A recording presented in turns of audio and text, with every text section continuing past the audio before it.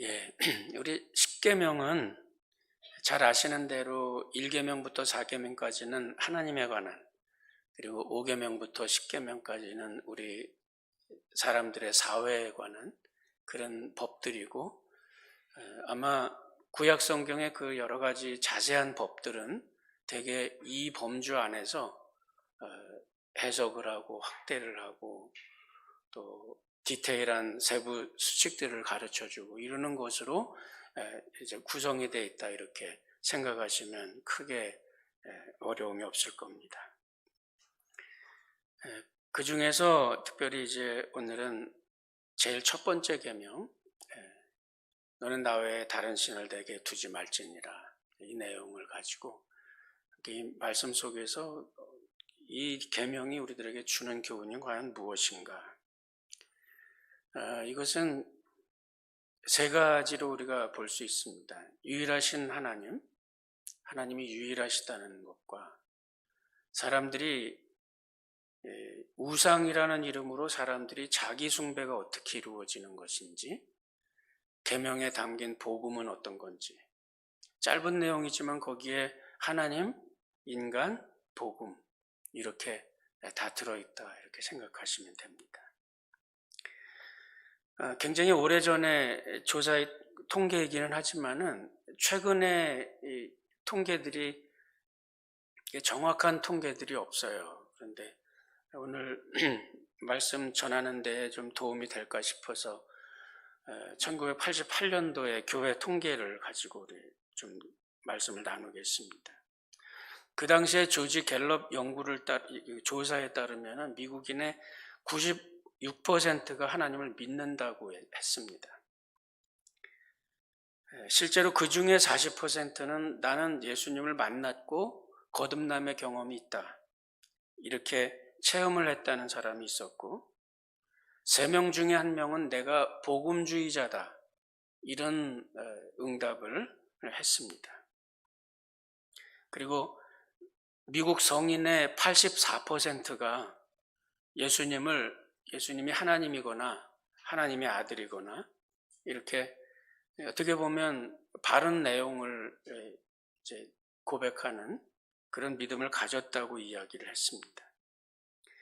그런데 한 신학자는 여기에 대해서 미국인의 96%가 하나님을 믿는다고 그러지만, 그러나 그들이 정말 성경에서 말하는, 성경에서 계시된 하나님을 얼만큼 믿고 있는지, 그들이 하나님을 믿는다고 하지만 성경을 얼만큼 읽고 있는지, 그리고 성경에 대해서 얼만큼 알고 있는지, 하나님과 예수님을 믿는다고 하지만 하나님과 예수님에 대해서 얼만큼 정확하게 표현할 수 있는 건지 거의 전무할 때가 많다고 이야기를 합니다. 그 구체적인 질문들을 하게 되면 글쎄 잘 모르겠는데요, 성경 읽어본 지 꽤 오래됐는데요, 이렇게 대답들을 한다는 거죠. 우리 주변에서, 특별히 서구 사회에서 우리는 종종 만납니다. 나는 하나님을 믿습니다. 그런데 그렇다고 해서 광신주의자는 아닙니다. 광신주의자라는 이 말뜻은 매주 교회 나가지는 않습니다, 이 뜻이에요. 매주 교회 나가는 걸 광신자라고 표현을 합니다. 그리고 언제 마지막으로 교회 갔는지 잘 기억이 안 납니다.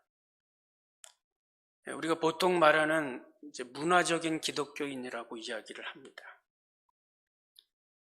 그 말뜻은 결국 뭐냐면, 올바른 믿음이 아니라면 미국 인구가 2억 2천만이라 그러면 2억 2천만 형태의 믿음의 형태들이 달리 각 개인들이 갖고 있다, 이렇게 말해도 과언이 아닌 거죠.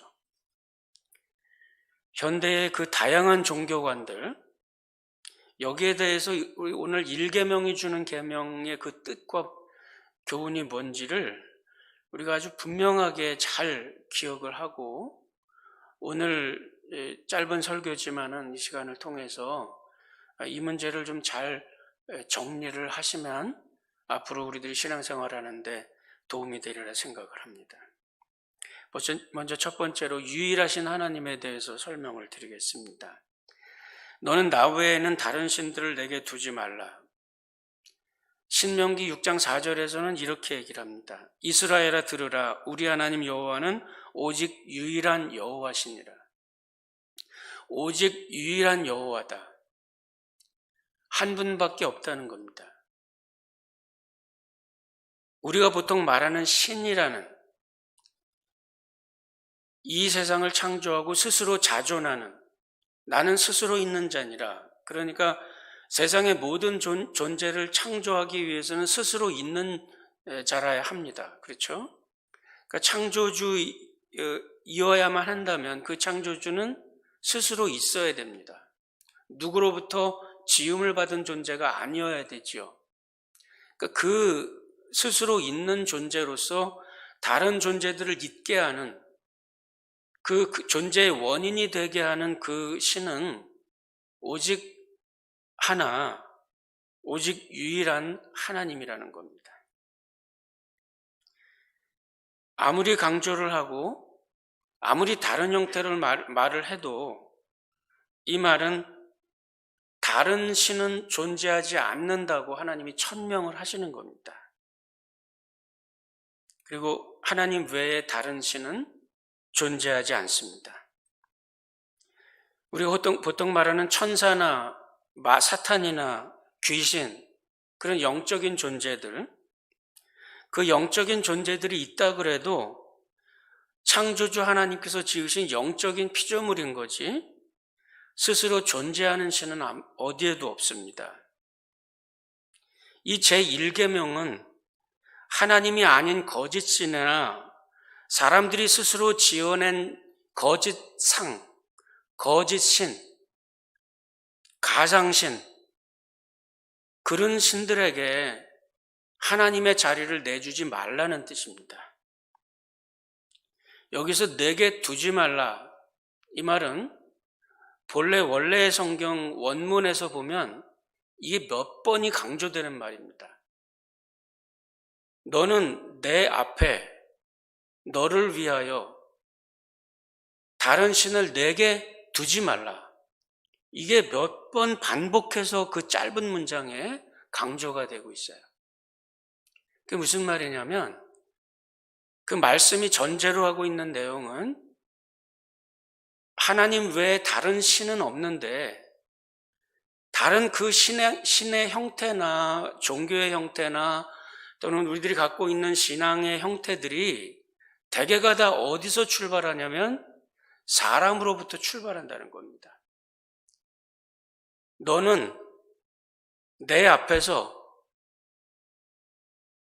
이것은 나를 대적해서 또는 나보다 우선해서 이런 뜻입니다. 너는 내 앞에서 너를 위하여, 그러니까 그 신앙의 종교의 형태를 우리 자신을 위해서, 우리 자신의 어떤 목적을 갖고 내게 두지 말지니라. 그러니까 우리 안에, 우리의 인격 안에 하나님 외에 다른 것을, 하나님을 대적해서 또는 하나님보다 우선해서 나를 위해서 만들지 마라, 이런 뜻입니다.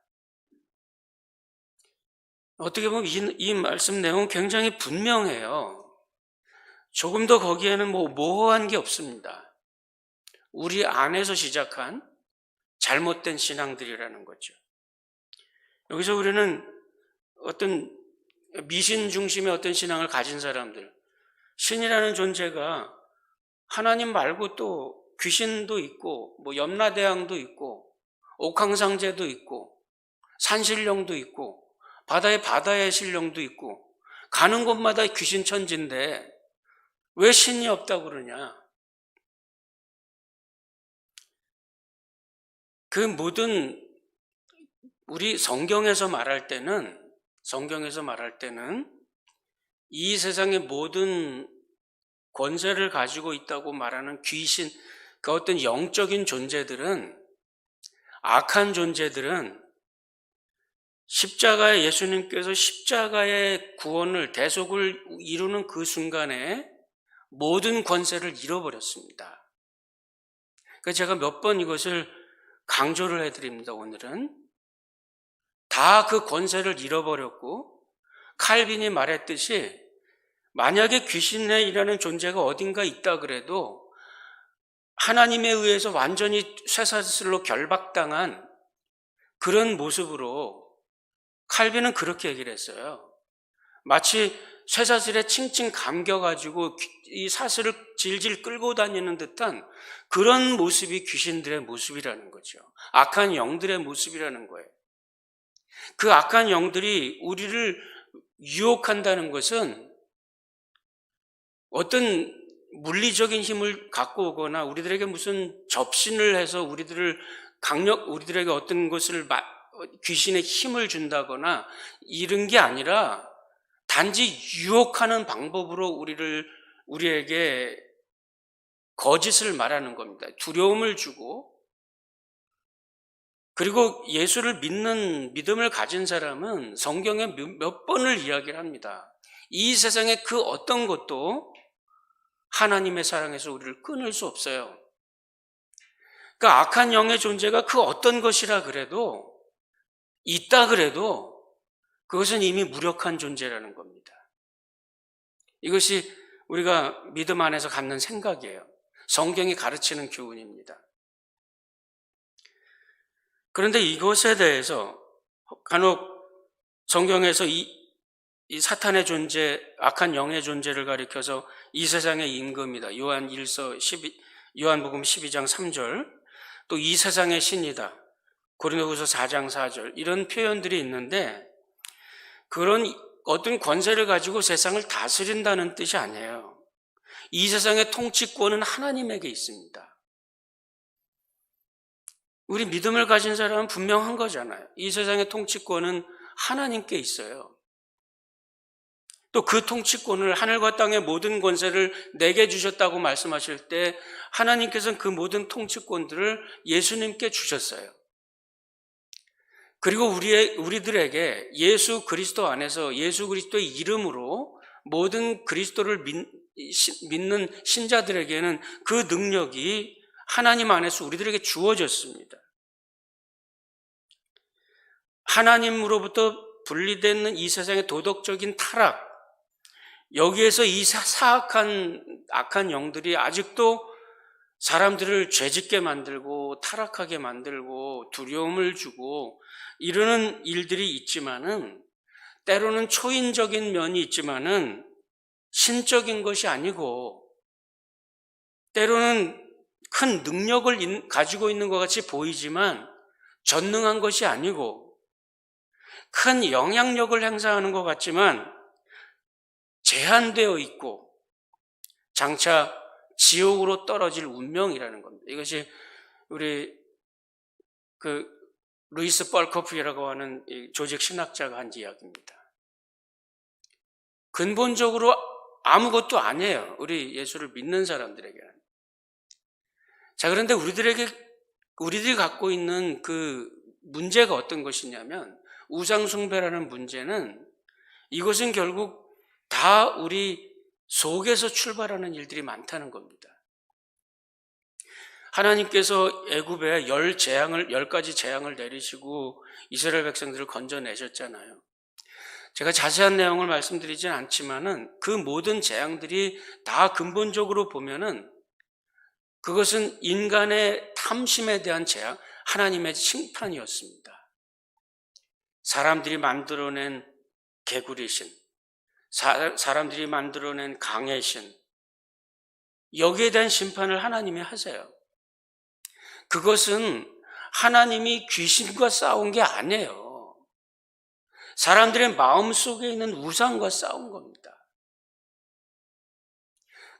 거기서 건져내시는 것이 하나님의 구원이고, 그리고 거기서 하나님께서 주신 그 백성들에게 하나님께서 주신 계명이 바로 뭐냐면, 첫 번째가 너는 나 외에 다른 신을 너를 위하여 내게 두지 말지니라.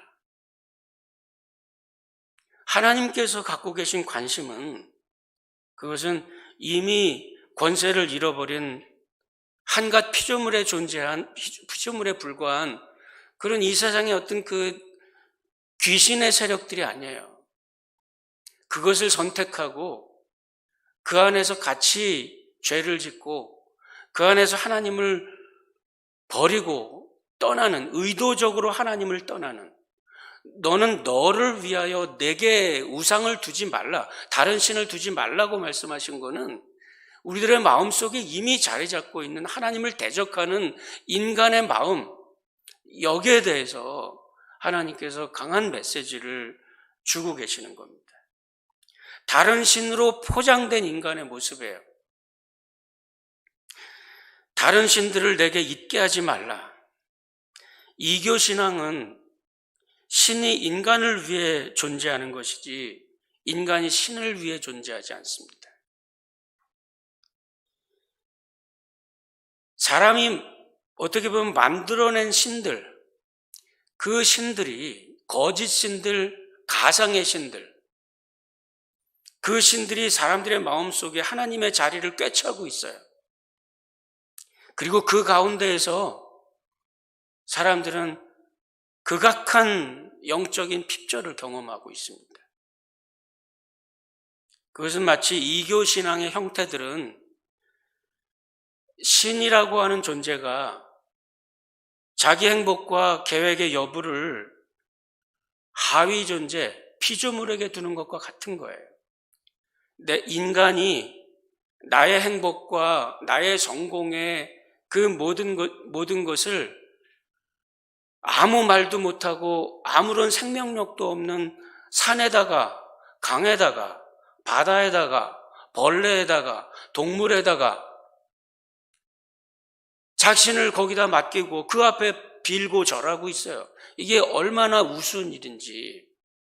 오늘 제1계명은 지금 그것을 적나라하게 우리들에게 보여주고 있는 겁니다. 다른 신으로 포장한 인간이에요. 참 신이신 하나님은 사람에 의해서 움직이지 않습니다.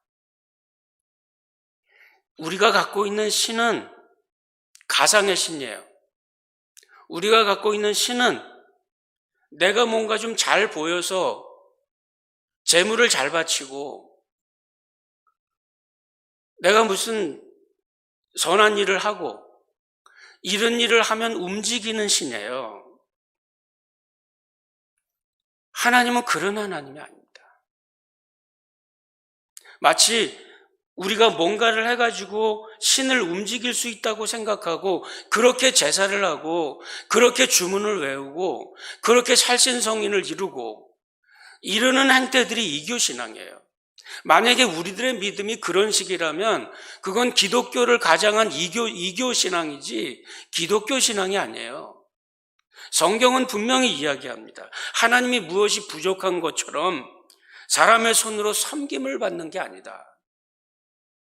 하나님이 뭔가가 부족해서 우리가 칭찬을 해드리면 하나님이 더 영화로워져요? 천만에요. 그런 일은 있을 수도 없습니다.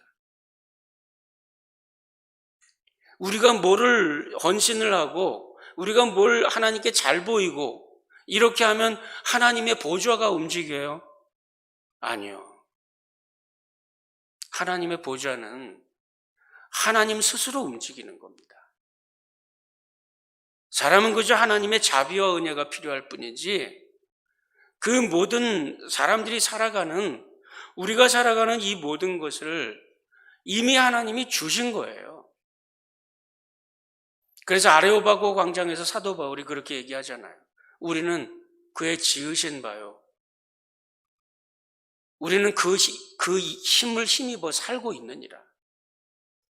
우리는 그의 소생이다.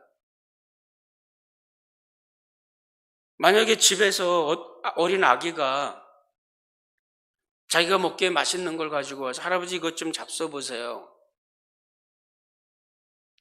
그러면 그 아기가 자기 것을 가지고 할아버지한테 줘요? 아니잖아요. 우리가 마치 이런 우스꽝스러운 모습들을 보일 때가 있어요. 우리들의 예배가 하나님을 더 영화롭게 하고 하나님은 이미 영화로운 분이에요. 우리가 예배를 드리고 주님 앞에 나아가는 것은 그 자비의 은혜 앞에 하나님의 은혜를 감사하는 것이지 하나님은 이미 영화로운 분이에요. 하나님이 부족해서 우리의 헌금이 필요한 거 아니에요.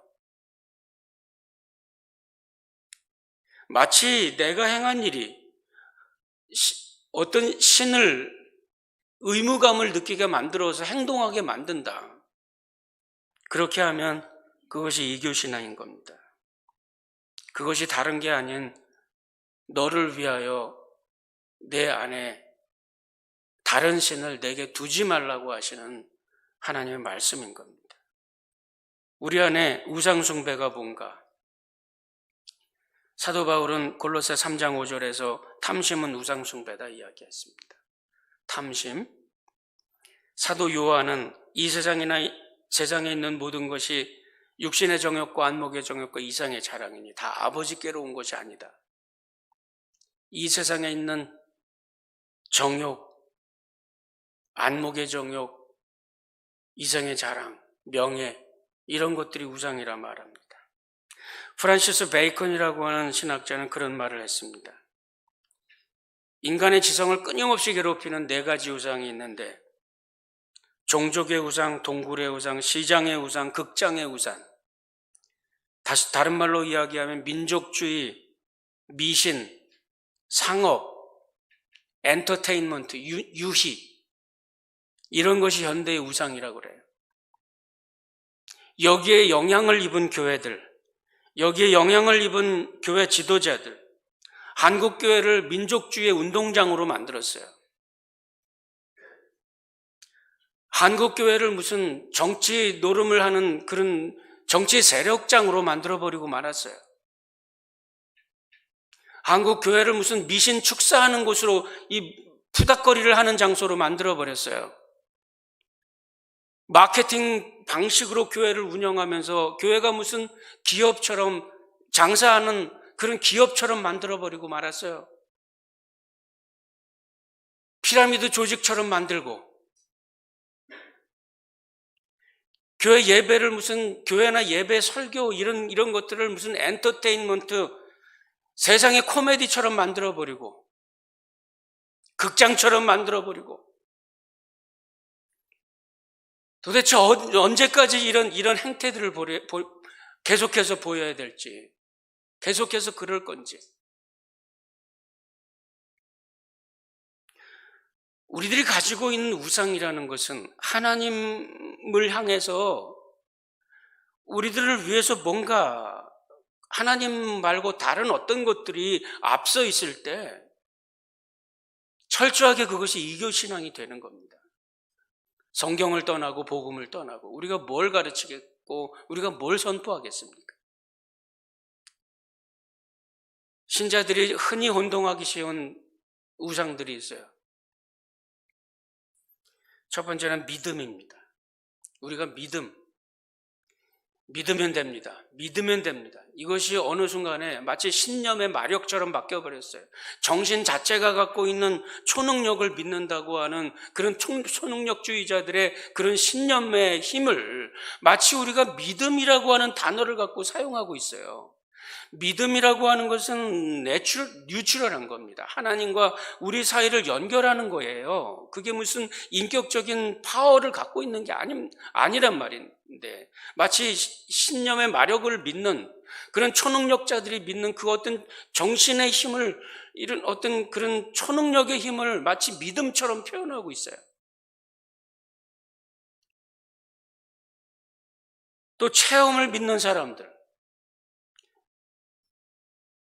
그 슐라이어 마커가 말하는 그 신비주의, 기독교 안에는 수많은 신비로 가득 차 있어요. 그러나 신비주의가 아니에요. 우리가 무슨 기도를 하면서 환상을 보는 것이 하나님의 계시가 아니에요. 그게 내가 갖는 체험이 이것이 결코 하나님의 계시가 아니에요. 우리를 현혹시킬 수 있고 우리가 거기서 유혹당할 수 있습니다. 성경은 그걸 철저히 배격하고 있음에도 불구하고 우리가 그거에 유혹될 때가 얼마나 많은지 몰라요. 사랑을 믿는 믿음. 하나님은 사랑이지만 하나님의 공의와 인간의 죄와 타락과 거기로부터의 구원 십자가의 대속, 이것을 이루어가는 것이 하나님의 사랑이에요. 이것이 빠져있는 하나님의 사랑은 있을 수가 없습니다. 어느 순간에 우리가 다른 믿지 않는 사람들에게 복음을 어필하는 방법이 바뀌어버리고 말았어요. 하나님은 사랑이십니다. 당신을 위해서 놀라운 계획을 갖고 있습니다. 여기에 무슨 복음이 있는 건지를 모르겠어요.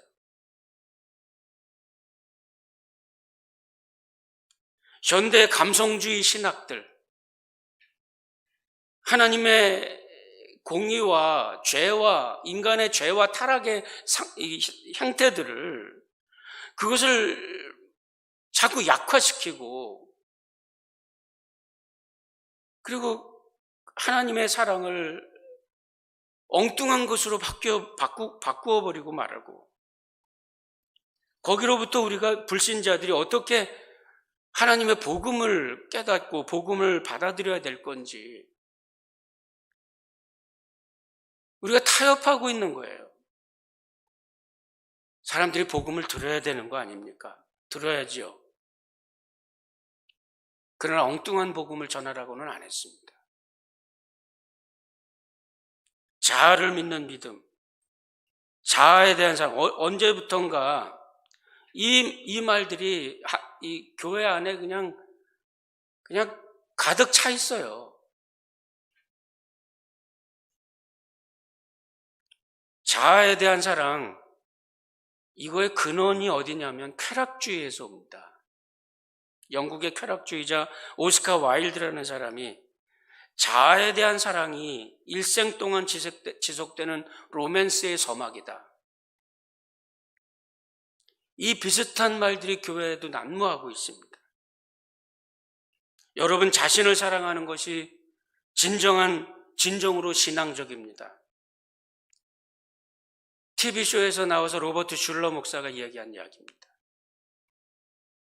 성경에 내 이웃을 내 몸같이 사랑하라고 그런 이 말을, 이게 엉뚱한 쾌락주의적인 배경으로 이해를 해가지고 해석을 해가지고 사람들에게 이상한 복음을 이야기를 해요.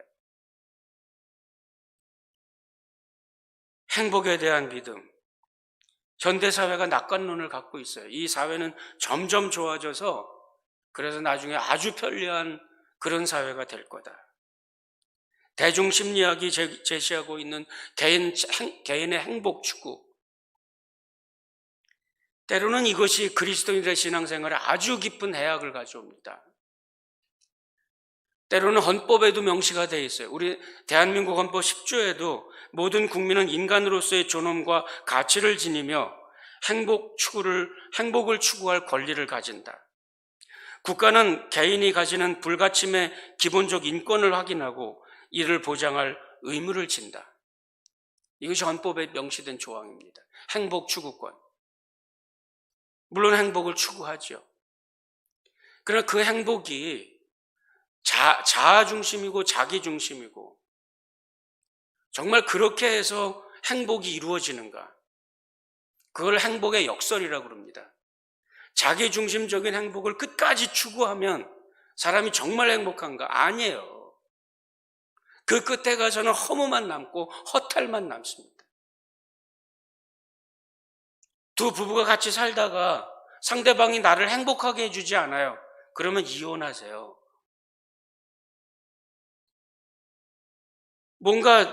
내가 어떤 일을 하다가 그래 내가 행복하지 않아요. 그럼 다른 걸 해보세요. 거의 평생을 행복에 대한 강의로 거의 평생을 보냈던 한 목사님의 이야기가 있습니다. 존 스튜어트 밀이라고 하는 분이 나중에 그런 얘기를 했습니다. 나는 행복 추구라는 목표가 그것을 직접적으로 추구할 때는 얻을 수 없는 걸 깨달았습니다. 행복은 다른 사람들을 위해서 나를 허비할 때, 그때 우리 인간의 진정한 행복은 이루어지는 걸 알았습니다. 자기 만족이 아니라 다른 사람을 마음의 대상으로 두는 사람이 진정한 행복을 이루는 걸 깨달았습니다. 제1계명은 때로는 고집스러워 보이죠? 하나님이 왜 이렇게 고집스러울까? 그건 잘못 오해를 하는 거예요. 만약에 여기 아무도 없어요. 제가 여기 와서 앉았습니다. 장로님이 저에게 전화를 하셔서 목사님 교회 누구 있어요?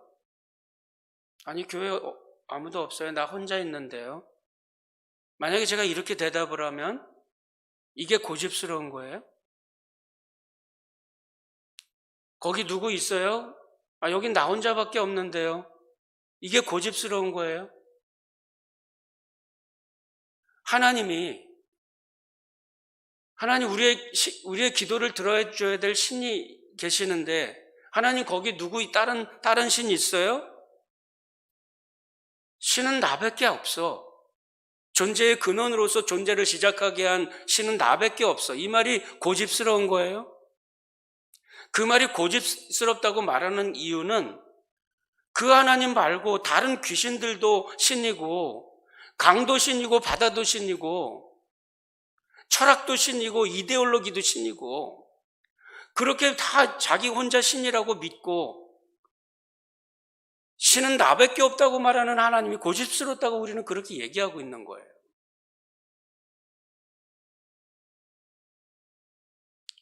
너는 나 외에 다른 신을 두지 말라. 이 말은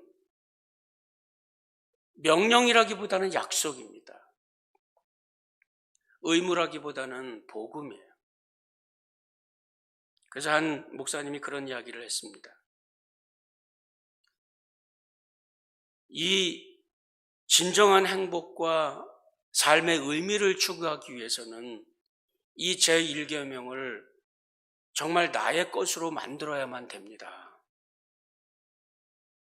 거기에 대한 바른 깨달음이 있고 바른 헌신이 있을 때,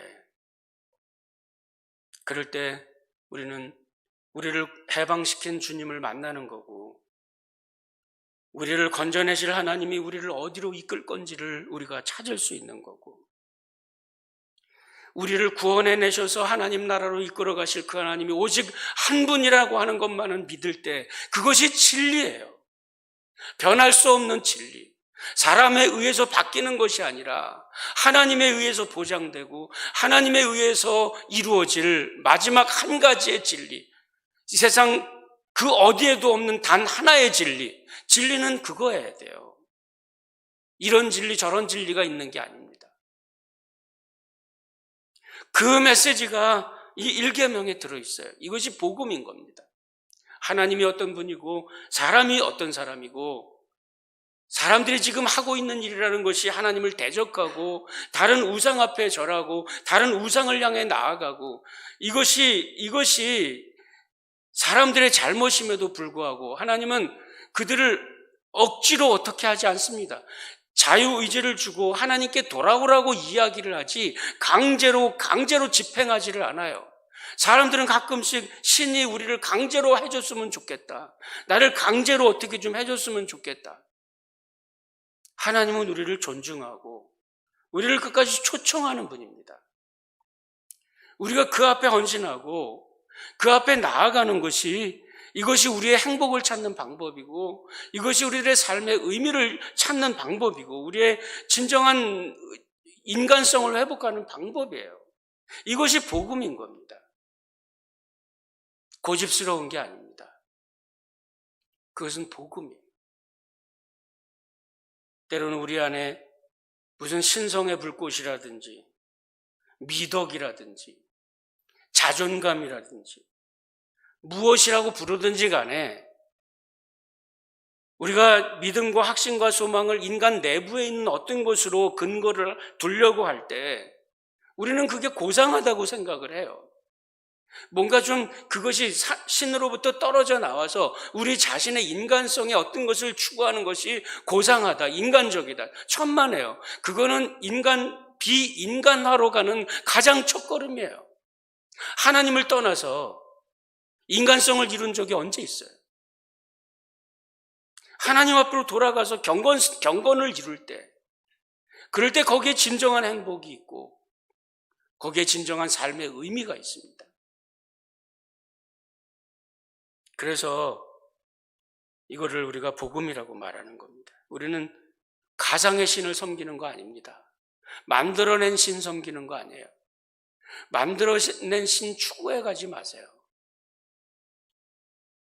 하나님께서 우리 안에 아직도 우리는 하나님을 힘입어 살고 있고 하나님을 힘입어 복음을 전하고 우리가 살아도 죽어도 오직 주를 위해서 사는 겁니다. 그것이 우리들의 삶의 모습이고 그 1계명 가운데에서 그걸 정말 나의 것으로 만들어서 우리가 그 하나님 앞에 겸손하고 경건하게 그런 모습으로 살아갈 때 거기에 진정한 우리가 추구해야 될 행복과 인생의 보석과 천국의 의미와 그리고 우리의 삶을 풍요롭게 만드는 생명의 근원의 하나님의 놀라우신 은혜가 그 자비가 우리 가운데 있는 겁니다. 저와 여러분들 가운데 이 제1계명 이것이 정말 나의 것이 되고 그 안에서 진정한 복음과 자유가 있기를 바랍니다. 기도합시다. 하나님 아버지 감사합니다. 오늘 주님 전에